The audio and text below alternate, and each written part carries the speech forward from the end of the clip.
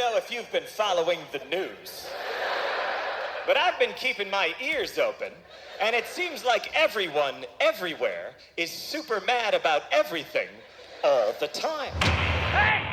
We're recording the podcast! Shut up! Good morning to you, wherever you are, because it is... Morning somewhere! For September 17th, 2024. Way early on that one. How embarrassing for me. It never happens, I swear. I'm always late. Hey, everybody, it's Bernie Bird. Sitting right over there. Miss Ashley. How you doing, Ash? Yeah, having a nice morning. I'm looking forward to the sequel, Everything Everywhere All at Once, which is Everyone Everywhere is Mad at Everything All the Time. That's from, I was wondering if I'd played that drop before. That's from John Mulaney's horse in a hospital bit that he did. I hadn't heard this bit. I have heard the horse in a hospital bit, which I believe you've also previously used as a drop. Well, I forget what we were talking about with the horse in the hospital, but it was there was a horse in a hospital. How's everybody doing? It is now Tuesday. If you are keeping score, it is Tuesday. We are running and gunning this week. Hey, by the way, actually busy week. So we're probably going to have slightly shorter episodes this week, possibly if we can possibly bring ourselves to shut up for a moment, just because we've got people coming into town. There's a lot of things going on, things going left, things going right, things doing a zigzag over here. There's a lot. Speaking of which, my mom... I feel like that shut up comment was directed at me. It was not. It was not. I'm giving you the silent not treatment. Directed at you. You got 2.5 seconds of silent treatment right there, man. Is that as long as your silent treatment goes? Listen, can't have dead air. Buddy, you can take some lessons. You want some silent treatment lessons? We can work on that. Yeah, Ashley, when I watch these kids face off with Ashley all the time, and I'm like, you're gonna lose, kid, you're gonna lose, and I just watch them just get, they go right in head first, and it's just like, yeah, you're gonna lose this battle. Look, they got all my instincts, but what they don't have is 40 years of experience. That is true. They inherited all of your stubbornness, but it hasn't been. They've got to practice. Enriched in a goddamn centrifuge like Iranian plutonium. It hasn't been honed to a razor's edge. Well, all right, what's going on in the world with our super fast podcast today? Okay, well, I got a text from my mom. By the way, we will be having some guests this week. Just as a preface. Some guests. So you will perhaps be hearing from them if we all get lucky. So my mom texted me. She's been watching movies again, Bernie. Are you ready for her stream of consciousness review? I'm trying to think what your mom would go see. I don't think she'd go see Alien. Doesn't seem her style. I think she would see Borderlands. What did she see? She saw Beetlejuice. Oh, which okay. Yeah, it's like Makes sense. That's of all the movies that are out in theaters right now, that's the one that I can see her being like, I'm gonna go see that. By the way, she did. Not to interrupt, I saw a tweet about Beetlejuice that somebody wrote. That it becomes one of these like picture quote tweets that ends up as a meme because that's the world we live in now. Posted all over the place. Yeah, and it was apparently. This woman said, apparently Tim Burton just made the movie Beetlejuice to show the rest of the world how hot Monica Bellucci is. Let me tell you something. We've all known how hot Monica Bellucci is for like 2 decades now. She like single-handedly carried a Matrix movie. She's insanely hot. It's just like, she's like not even a regular person. She's like, her name's escaping me. The Colombian lady who's on America's Got Talent now and was on Modern Family. Her name is Sofia Vergara. Yes, thank you. Yeah, just like, is that right? Sofia Vergara. Vergara, is that what it is? Okay. Just like insanely hot. It's ridiculous. So, my mom saw Beetlejuice. She says, I should have waited until Friday the 13th to see Beetlejuice, but I didn't. It was a fun little show about the rebellious daughter, Jenna Ortega, whose mother is Winona Ryder. I like that the original actors returned as the main characters.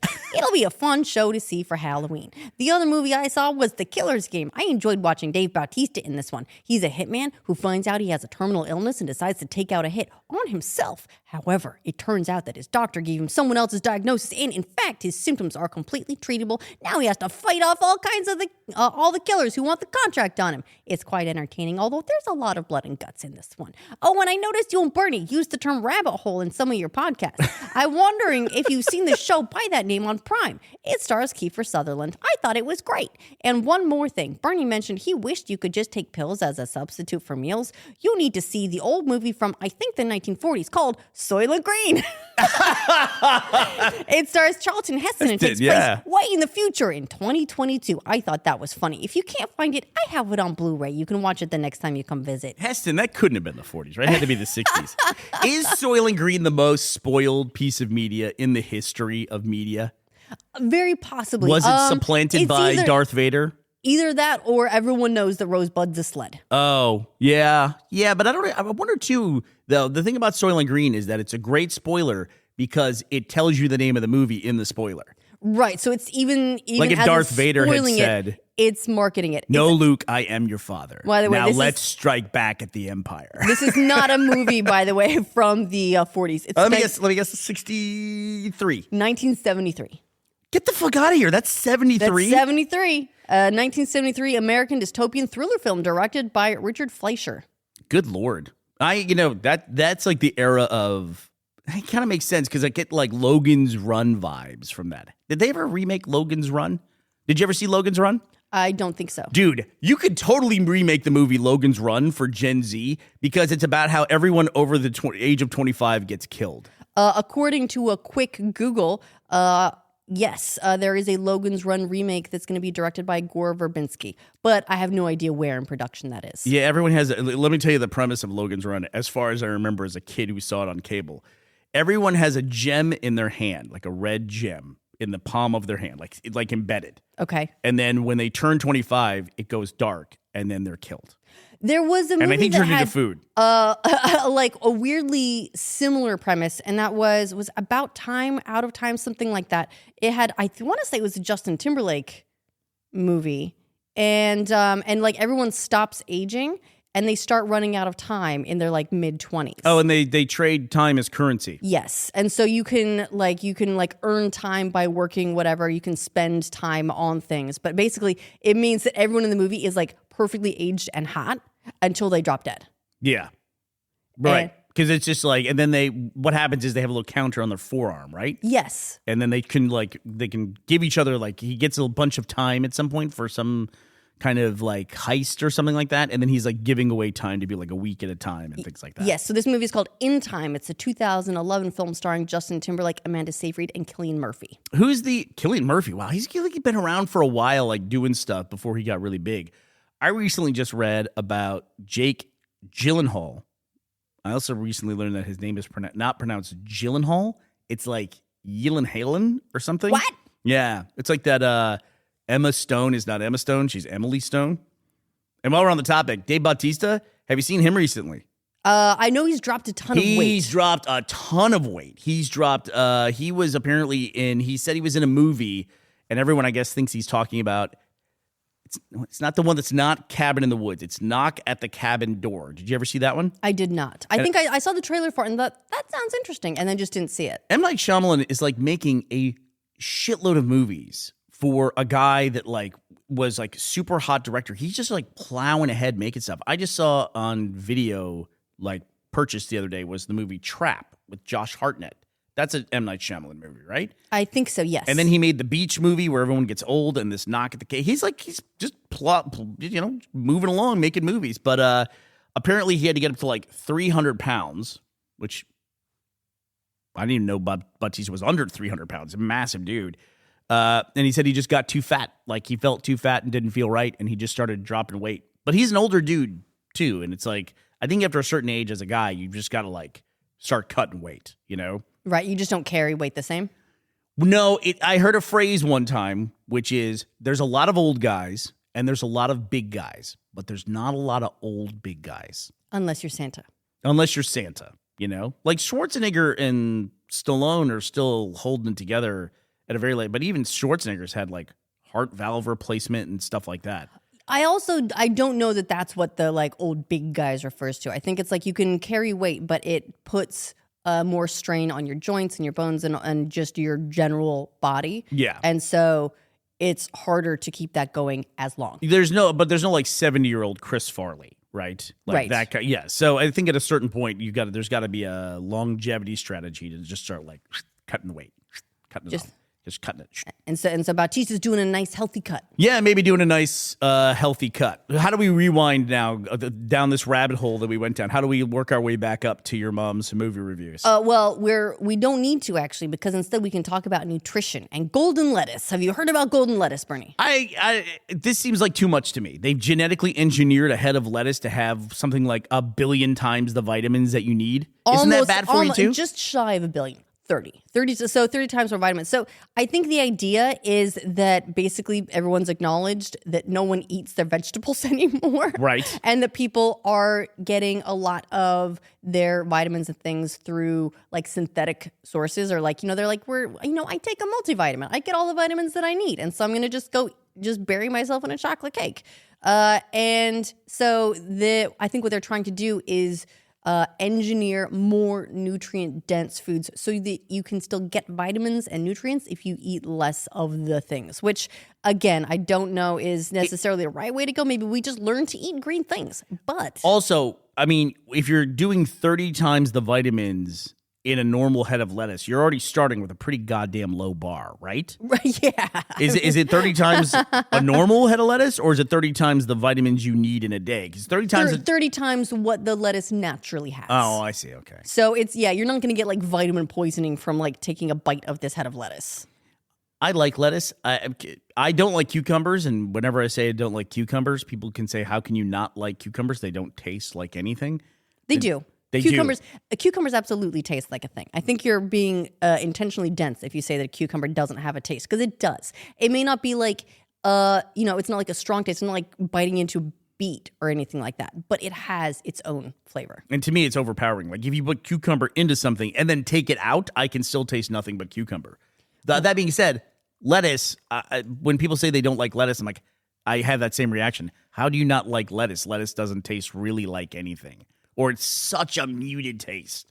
I just might have the receptors that are fine with lettuce, and some people are just like, it's green, I hate it, get it away from me. Or like some people can't have cilantro. Right. But it's like dish soap. It's an interesting thing, though, when you're talking about like genetically modifying things like lettuce. And people, I feel like a lot of people get upset with the term genetic modification, because you'd be like, if you go through the grocery store, you see all these things are labeled like non-GMO, et cetera. But I'm not sure where the line is between selective breeding and genetic modification in terms of things good for you, things not good for you, because like there's a lot of things that, as we've been growing our own food and like gardening and things like that, I've learned are all sort of the same thing. Like I didn't know brassicas are kind of all the same thing. So like what was it, broccoli and like kale and cauliflower, they're all brassicas and they're just selectively bred for different things. I think yeah. And you're saying, so over time, if you're selectively breeding stuff, you're genetically modifying it. Kind of, right? Over generations. I'll be honest with you, when people talk about like GMO and genetic modifications of foods, I actually don't know how they genetically modify it. Are they in there like replacing some pears, going in there, some of these... I think what they do actually is they send them up through the Van Allen belt. And then just see what superpowers they come back with. Go for whole head of lettuce up out of the capsule and expose it to the radiation. So we didn't know this, Bernie, but that's actually what a spacewalk is they just go up and they just hold up a cauliflower and they see what happens. That we taught a broccoli to walk. By holding it up through a hole. That's apparently a walk. It did its own space brock. All right, back to this really quickly. I got to close a loop here. The Jake Gyllenhaal story that I was talking about was he recently came out and said it was very difficult when he was a young actor, because he's been around forever as well, to be in a sex scene with Jennifer Aniston in the 90s, and how that was really tough on him when he was so young. And I remember the movie, The Good Girl. It was like the Disney version, when the Disney princess comes out and makes the kind of raunchy movie, it was Jennifer Aniston's version of that. It's the I'm not a kid anymore. Right. Stop thinking of me as a kid. I'm not your little princess. From Friends. I'm not Rachel from Friends. We're talking Miley Cyrus on the Wrecking Ball. There you go. Exactly. So it was like that. And Jake Gyllenhaal was her love interest. She dates she works at like a grocery store and dates one of the bag boys or something like that. One of the stock boys. And that movie was difficult on him. He recently came out and talked about how that was difficult for him. But then he's gone through a process of genetic modification, and he's been able to deal with it just fine. Like he was did you ever finish watching the Roadhouse movie? We started watching the Roadhouse remake together when we were packing envelopes for the Mush coins, and I don't know that we ever finished it. I'm gonna go out. I'm gonna tell you something. Somebody completely unrelated with that movie ruined that movie for me. Shane Gillis, the comedian, who many people would remember from the SNL controversy, and then came back to host SNL.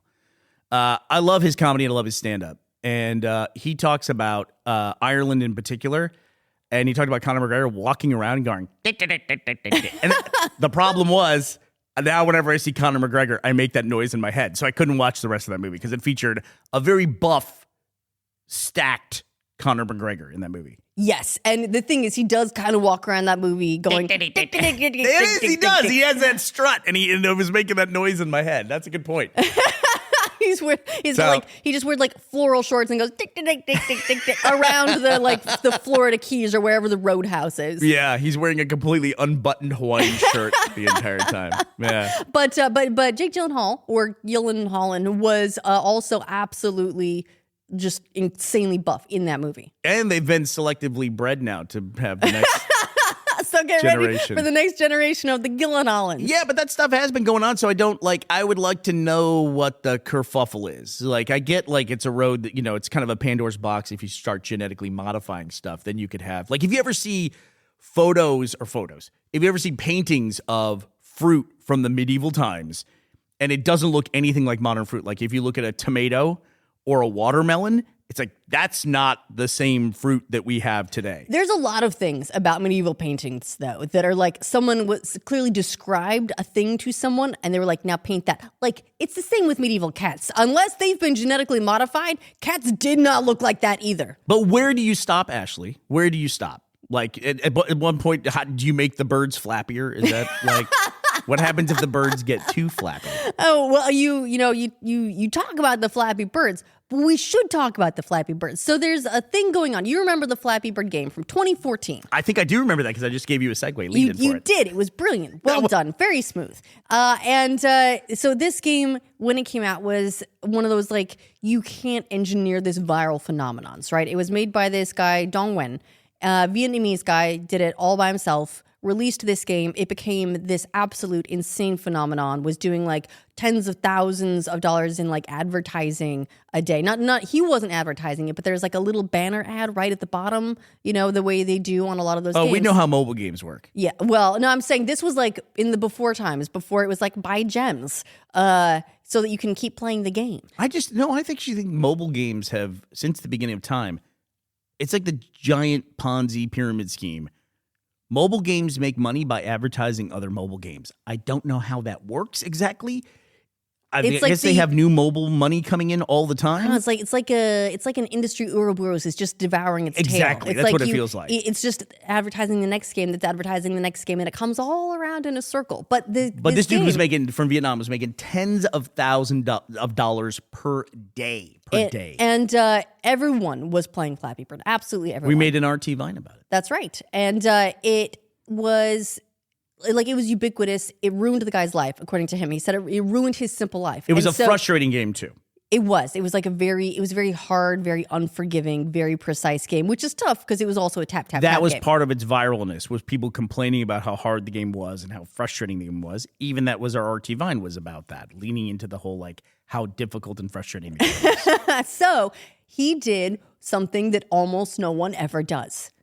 He unpublished the game. He walked away. He delisted it from the App Store, delisted it from the Google Store. People were selling their phones on eBay for like thousands of dollars. They still are to this day. I have the eBay listing up right here. So you can buy an iPhone that has the original Flappy Bird installed for $555 or best offer, $950, $900 on an iPad. And this is 10 years later. Yeah. So it is worth noting. It was just insane. We are beyond the zeitgeist at this point. No, we're not. Flappy Bird is back. Except he's not with it. Explain this to me, because I read the headline, but I don't understand this exactly. So He's not involved with it. No. He's not trying to revive it. No. But people are once again coming after him because somebody else is making a Flappy Bird game? Yes. Yes. You've just described it very succinctly. So there's an organization calling itself... Well, that does it for us today.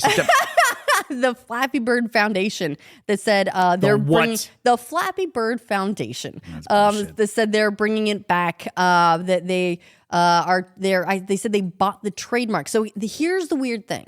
Part of the reason that people are going after him is because apparently he has now lost the trademark. It was challenged last year by another group. I get this. You got to maintain this stuff. How could anyone else in the world possibly make the claim that they have the fucking trademark to the game that this guy invented and created by himself? How could anyone possibly claim that? Well, a company called GameTech, they apparently last year filed an opposition to his trademark, claiming that he'd abandoned it. And then he just didn't respond. And so the U.S. Patent and Trademark Office basically just did a default judgment against him because he never responded. So that's a baller move when somebody claims you abandoned something to not respond.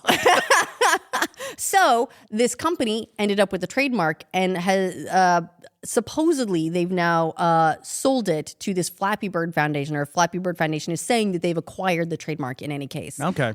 So that they can now have control over the character in the game, etc. I get that you have to have the ability to pick up abandoned stuff as well. I get that. That it's somebody just drops something or dies or goes into hiding or whatever, that, you know, someone else can pick it up. But if that person is still alive and wants to contest it, I don't see how you'd have an argument against him. Anyway, go ahead. Right. And, you know, on the one hand, Flappy Bird was very loved. If a company wants to revive it and bring it back, and he's completely out of the picture and hopefully, you know, clear of the whole thing because he doesn't want to be involved with it, that would be great, right? However, I just wonder who would do this. And do they say like who's behind this at all? Eyebrows. This is from an article on IGN. Eyebrows were raised by the involvement of Michael Roberts, who's said to be the chief creative behind its return. Yeah. He's the founder of 1208 Productions, a mobile game developer heavily involved with. You want to guess the buzzwords? Heavily involved with microtransactions, NFTs, and cryptocurrency. There it is. NFTs. Wow. NFTs. And another developer has now dug into the game and said they found some like Web 3.0 hooks or something. So they may be introducing crypto or some kind of NFT element, or I don't know, using it as a mining thing in the game itself. I'm not sure yet. There's a lot of stuff about blockchain that is appealing. The whole NFT thing and the way it was being done. I know some people who made major changes in their life when NFTs were at a peak, and it wasn't that long. And I know some people that spent a lot of money. I can honestly say this isn't just like rose-tinted glasses looking backwards. I did not get that stuff at the time. I was like, what is this supposed to be? What's the end game here? How far does this go? And it's kind of wild. I think it's probably okay to say this right now. Probably the only time I can remember I like picked up a phone and called my former company because I heard they were talking about some Web3 stuff, which was like a code word for NFT stuff, that they were looking into it, or a consultant. It's like NFT blockchain and stuff. Being ahead of the curve. And it was the only time I ever picked up the phone and called someone and said, whatever you're doing, don't do this. Please don't. Just please don't do this thing. Don't do whatever you're considering or whatever you're looking at. Just don't do it. And it's the only time I ever did anything like that because of the NFT stuff. And worked, thank goodness. I guess. Well, I don't know. No, I think there was more people, more than because I heard about it from somebody else. So it's like I think a lot of people were like, "Oh my God, we're like, this? What are we doing? No, we can't do this thing. We don't want to be a test bed for random bullshit." And look, some people have done very well off NFTs. Like there's always somebody who does well. That's the problem with this stuff. Yeah, even the altcoins, like the dog coins and stuff. Well, and there was the the Charlie bit my finger story and things like that, where people who became a meme and really had no say in being the meme were able to then NFT the meme and sell it off and be like, you now own the meme. Congratulations, and actually get something out of their being meme. There's an old joke in the kind of like these. A lot of big guys and a lot of old guys, but there's not a lot of old big guys. In cryptocurrency, something I hear on a regular basis is when your grandmother starts talking to you, sell it about cryptocurrency, like at a family dinner or something, it's time to sell. Like that's you're hitting the peak of the market. When your grandma turns to you and say, "So what's Dogecoin?"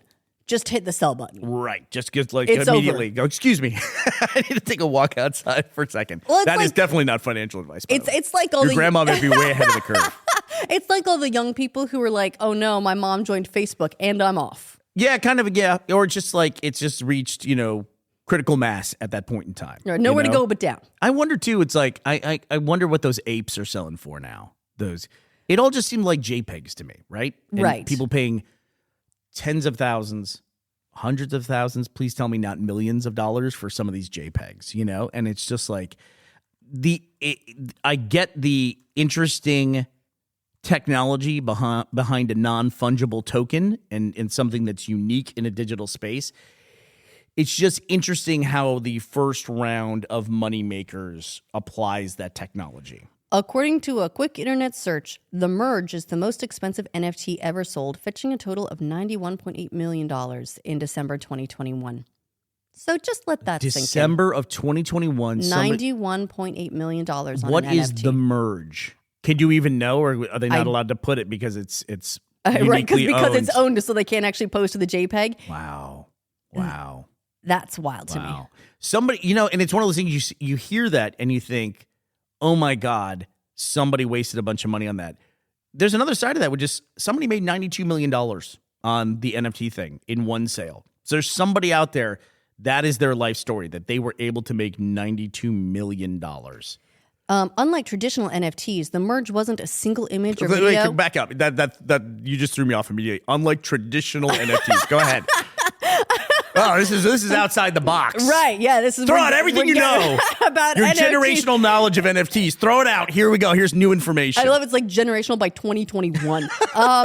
It was a dynamic digital artwork that allowed buyers to purchase masses. The more masses a user purchases, the larger their unique Merge NFT would grow. Nifty Gateway hosted the sale and saw over 28,000 collectors, making it one of the most innovative and record-breaking NFT events. However, the classification of the Merge is open to interpretation. Aside from the price tag, that sounds pretty cool to me. Like, that sounds like an art experiment. It almost sounds like, remember the $1 million homepage where the guy would sell a pixel for $1? And there was 1 million pixels, and you could buy a pixel and make it whatever color you wanted, and people would paint things. It's almost like what Reddit turned into the space art project, Yeah. which does raise money for Reddit. It gets a lot of users on Reddit right before wink, we're about to announce an IPO, and suddenly we have all this user activity on Reddit. Yeah, look at all the monthly active users. It doesn't cost people anything aside from if they were maybe registering accounts. I don't know how it would cost people, but I'm sure there's some way it could cost people money. Advertising against the page or something. Bot farms and stuff like that. There was another one too besides $1 million homepage, and I can't think of what it is off the top of my head. Somebody linked it recently. It was some like collaborative art piece. Gosh, I'll look it up, but it was something where a guy, it was just like, I think it was called 1 million switches. And this is a rabbit hole. This is for your mom. We'll link this in the link up. I couldn't possibly explain this now. By the way, we're at 27 minutes. So oh my God. So congratulations on your short our episode. episode short. Some guy did a thing. Look up 1 million switches. I would, but I can't. Why? That search is completely ruined by the Nintendo Switch. Oh, Switch 2 is coming out. Yeah, well, no, not. I mean, yes, but just that they've sold so many millions of Nintendo Switches that search term is completely ruined. But yes, we are expecting, perhaps as early as this week, the official announcement of the Nintendo Switch 2, which, as far as we know, will actually be called the Switch 2. I got called out by another Xbox fan by saying, I don't know how Bernie's confused by the names anymore. It's been the Xbox Series X now for the last few years. It should be clear at this point. That's coping. It's a shitty name structure.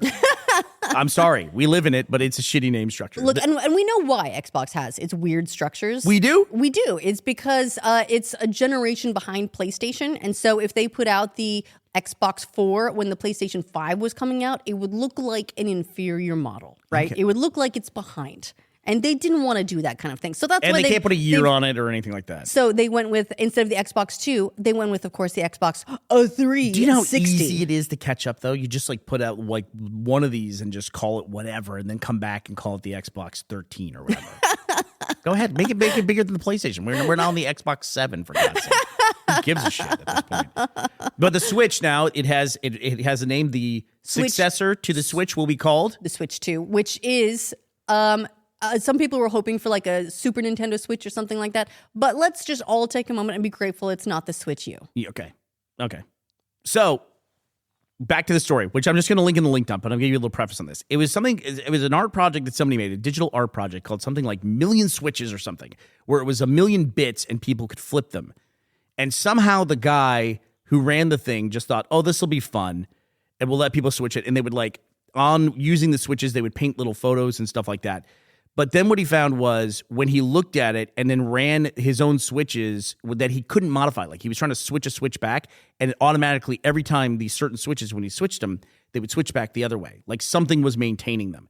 And then he looked at it and ran it through an ASCII code generator and found out there was a group of kids who all got together and were sending secret messages to each other and inviting themselves to a Discord group that was a URL encoded within all the different bits.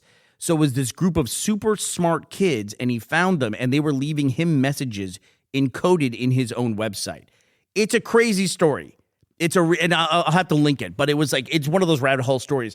But it's just the fact that he even found the fact that they were doing this, and this group of kids all found each other, these teenagers who found this little art project, and then were using it as a way to invite each other to this really exclusive Discord group. I love stuff like that. And then they made $92 million on an NFT. And that's how they did it. All right. Short episode today, only 31 minutes. All right, well, on that incredibly brief and fast note, I would like to thank today's sponsors, Marina Bell and John Spokey. Thank you both so much for sponsoring this episode of our show at patreon.com/morningsomewhere. All right, well, that does it for us today. Record time, September 17th, 2024. We will be back to talk to you tomorrow. We hope you all will be here as well. Bye, everybody.